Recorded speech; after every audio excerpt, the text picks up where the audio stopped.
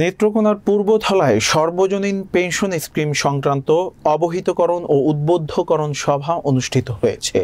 বিস্তারিত দেখুন নেত্রকোনার নিজস্ব প্রতিনিধি হৃদয় রায় সজীবের প্রতিবেদনে। শনিবার দুপুরে উপজেলা প্রশাসনের আয়োজনে জেলা পরিষদ অডিটোরিয়াম হলরুমে এই সভার আয়োজন করা হয়। পূর্বধলা উপজেলা নির্বাহী অফিসার খবিরুল আহসানের সভাপতিত্বে প্রধান অতিথি হিসেবে উপস্থিত ছিলেন জেলা প্রশাসক শাহেদ পারভেজ। এছাড়াও উপস্থিত ছিলেন সহকারী কমিশনার ভূমি নাজনীন আক্তার, পূর্বধলা থানার অফিসার ইনচার্জ মোহাম্মদ রাশিদুল ইসলাম, বীর মুক্তিযোদ্ধারা সহ ইউনিয়ন পরিষদের চেয়ারম্যানরা উপস্থিত ছিলেন।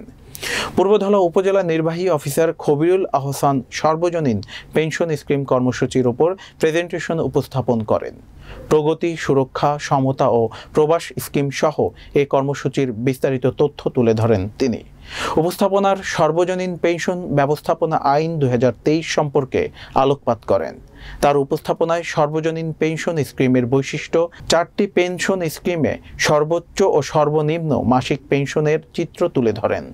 সর্বজনীন পেনশন স্কিমের রেজিস্ট্রেশনের ধাপসমূহের স্ক্র্যাচ উপস্থাপন করেন। জাতীয় পেনশন কর্তৃপক্ষের ওয়েব পেজ প্রদর্শিত করে বিস্তারিত আলোচনা করেন। তিনি আরও বলেন, আমরা যেন যে যার অবস্থান থেকে এ পেনশন কর্মসূচিকে সম্প্রসারিত করি। আপনার অধিক্ষেত্রে যারা আছেন তাদেরকে অন্তর্ভুক্ত করুন।